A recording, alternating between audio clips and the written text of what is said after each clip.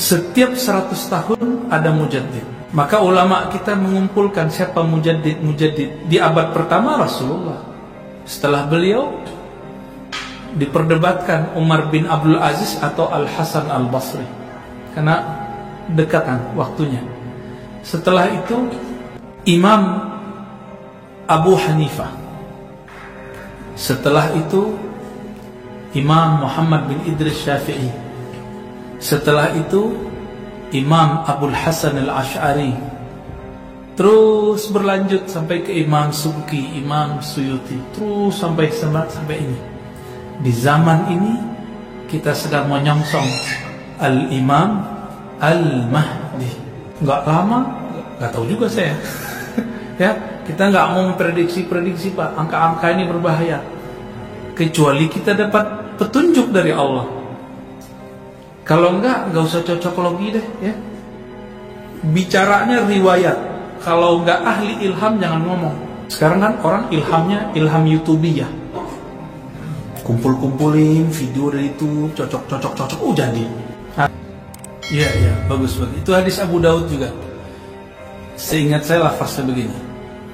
Innallaha yab'atsu li hadhil ummah fi kulli mi'ati sanatin may yujaddidu laha dinaha.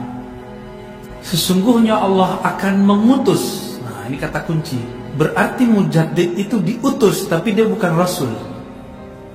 Jadi ada utusan yang bukan rasul, namanya mujaddid. Apa arti mujaddid? Pembaharu.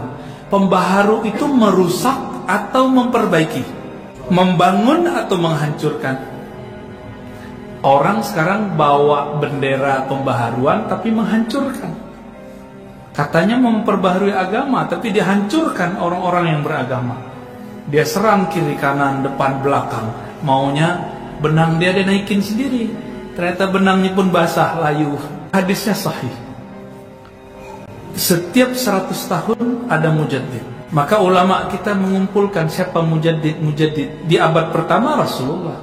Setelah beliau diperdebatkan Umar bin Abdul Aziz atau Al-Hasan Al-Basri, karena dekatan waktunya. Setelah itu Imam Abu Hanifah. Setelah itu Imam Muhammad bin Idris Syafi'i. Setelah itu Imam Abul Hasan Al-Ash'ari. Terus berlanjut sampai ke Imam Subki, Imam Suyuti, terus sampai ini. Di zaman ini kita sedang menyongsong Al-Imam Al-Mahdi. Enggak lama, enggak tahu juga saya. Ya, kita enggak mau memprediksi Pak, angka-angka ini berbahaya. Kecuali kita dapat petunjuk dari Allah. Kalau enggak usah cocok logi deh, ya. Bicaranya riwayat. Kalau enggak ahli ilham jangan ngomong. Sekarang kan orang ilhamnya ilham YouTubiyah. Kumpul-kumpulin video dari YouTube, cocok, jadi. Akhirnya terjadilah kekacauan bulan Ramadan kemarin. Udahlah kita kena corona, ditakut-takutin dukhon terjadi. 15 Ramadan, bercampurlah dua ketakutan. Ditunggu-tunggu, kita udah bilangin ke jamaah, jamaah, hadis ini belum cocok sekarang terjadi. Gak tahu kalau tahun ini. Saya gak bilang juga tahun ini. Gak tahu juga tahun besoknya lagi. Karena Nabi tidak kasih tahu kapan, kita serahkan saja kepada Allah. Mau terjadi mah kenapa? Itu aja Pak. Kita jawab, raditu billahi Rabbah, aku ridho. Ya Allah, engkau mau apa aja aku terima. Yang penting kita di barisan yang benar ya Allah, amin. Jangan di barisan yang salah. Begitu hadisnya. Jadi hadis tentang pembaharu, ini sekarang terakhir. Udah tua dunia kita. Tandanya apa Pak? Semuanya sudah ada di genggaman. Tuh, handphone antum itu. Katanya anti Cina, handphonenya Cina semua. Tuh, Cina. Oppo.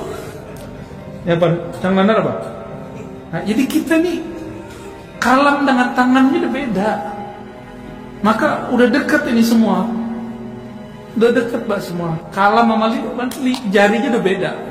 Katanya anti Amerika, handphonenya Apple.